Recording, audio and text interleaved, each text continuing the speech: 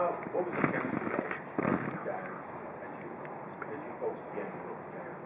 That's the first question I'm going to ask. Yeah? Can you elaborate? No.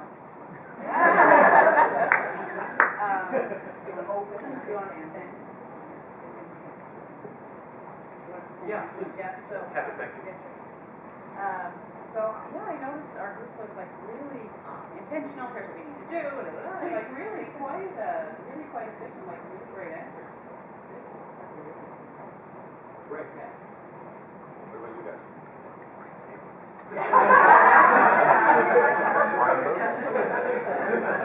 No one else. I'm at the back table over there. What did you know? I think it was worth it.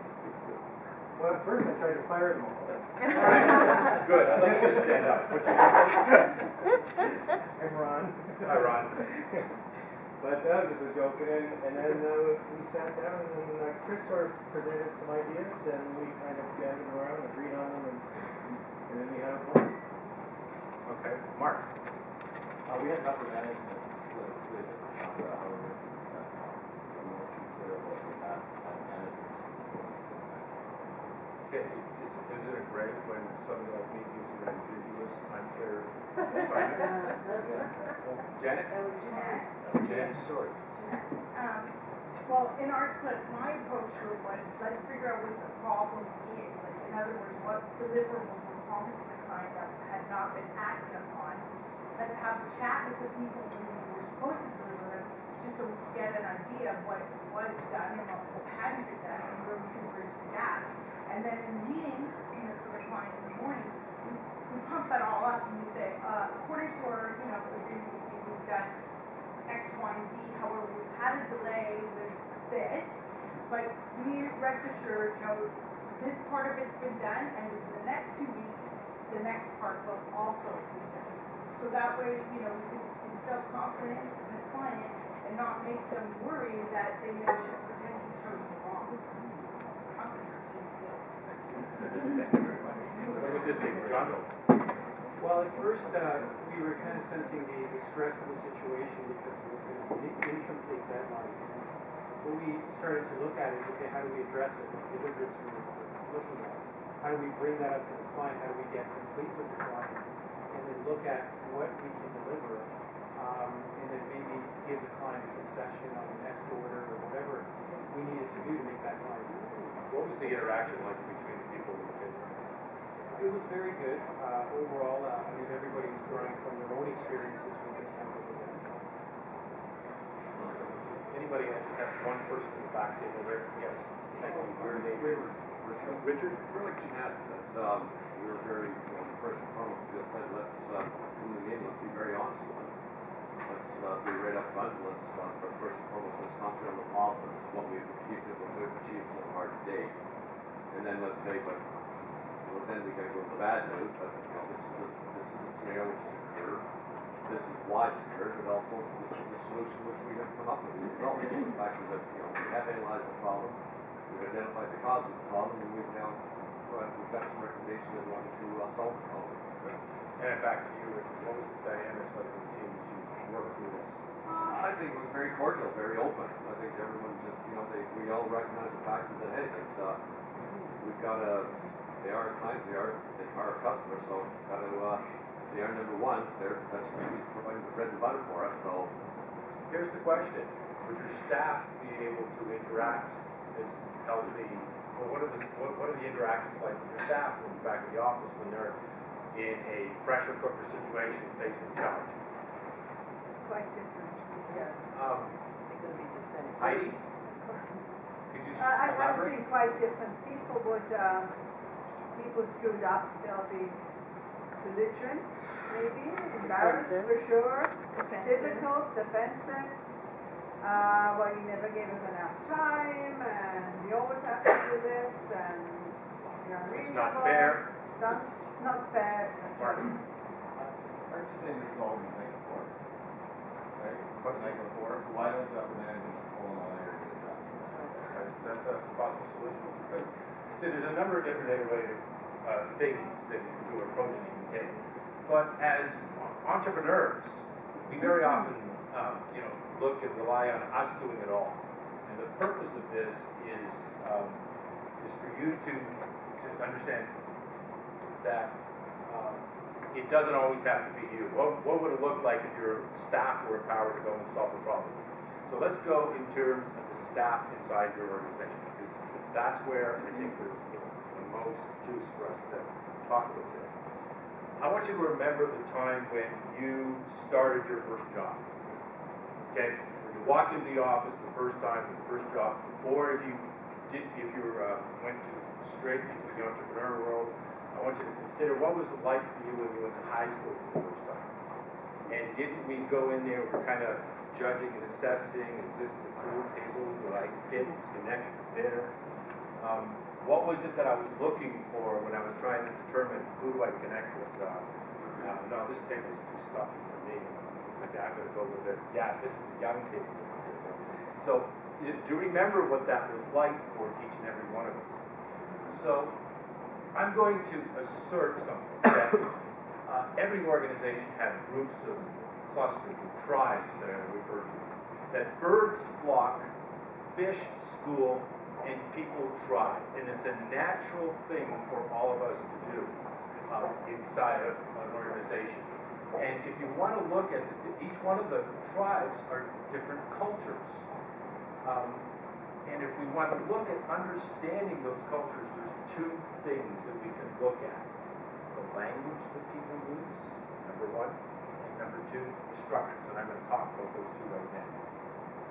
Understanding those characteristics within the people that we work with will make a world difference in terms of how we communicate.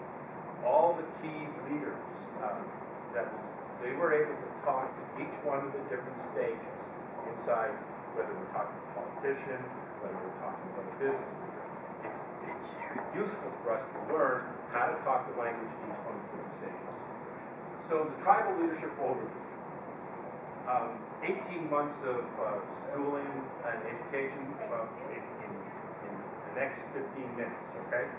But I want to leave you with the idea that stage 5 organizations, the real cool ones like the Googles, like the Zappos, those are organizations that are a lot of fun and a lot of creative juices happening, but they're not organizations that happen by default. Those are organizations that happen because a leader did the things that are necessary to create the culture of those kind of things that happen. And at the bottom end, you have the stage 1 type of culture where you have, people that are undermining and, sabotaging the kind of things, basically living in a world that, as you say here, doesn't work. Life sucks. I'm not going to talk about stage 5 or 4 that much. I'm going to talk about 2, 3, and 4, because that's where the juice is. Stage 2 is the type of culture where they're all hanging around the water cooler complaining about things. It's like the motor vehicle, when you go in, I got to go and have my license changed. And, those people are sitting there, and they're the kind of culture inside that organization is, I don't really want to be here. And they're complaining about management and the language that they're highly ineffective. They kind of feel separate. Stage 3 type organization is the type of organization where most of us work in right now, where it's the culture of it's up to me. I'm great. The implications of that are, I'm not sure about you at best, or I'm great and you're not. And that's the kind of culture that has me as an entrepreneur grab hold of things and do things myself, because I don't quite trust that things are going to get done the way I would have them done. Stage 4, it's a different type of organization, a different type of culture. That type of culture is like, I've got your back. We're a team. We're together on this. We're getting into the NHL playoffs. I'm going to assert that nobody is going to win the Stanley Cup, or whether you're talking about baseball or hockey, unless you're in a stage 4 type of arrangement, a a stage 4 type culture. That's the kind of culture where I'm willing to sacrifice my own self-interests in order for the cause to be reached, okay? I'm more interested in the vision of the cause and the values than I am in my own self-interest. And the language that we use in stage 1, 2, or 3 is all around I, me, me, myself, and I. Whereas in stage 4 type culture, the language that we begin to use is the language of we, us. It's more plural. So I said there were two things that distinguish the stage that you're at. And number one is the language. And the second one is structure.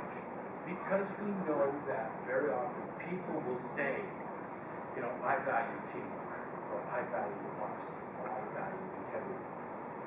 But we don't always walk the talk, do we? So inside of walking the talk, you want to look at what people are saying, the language, and the next thing you want to look at is how they're, how they're structured. In the interest of time, I'm going to just get into stage 3. The stage 3 type culture is the kind of culture where it's the hub and spoke. I'm the center of the universe, and I have all my people, working with me, but it's a command and control type of arrangement. So if you're walking into an organization, you see, or maybe some of you recognize this, that this is, that nothing's going to happen unless you do it yourself. You've got to feel that you've got to control things. The stage 4 type organization is significantly different, where I'm beginning to connect the dots, where Ronnie and Heather are on my team, and I'm looking at the quality of the relationship between the two people over there. And I'm looking at Rob, and I'm looking at the quality of the relationship with there. So it's not just me at the center of the universe, but I'm actually managing the team and looking at creating something, within each one of these groups.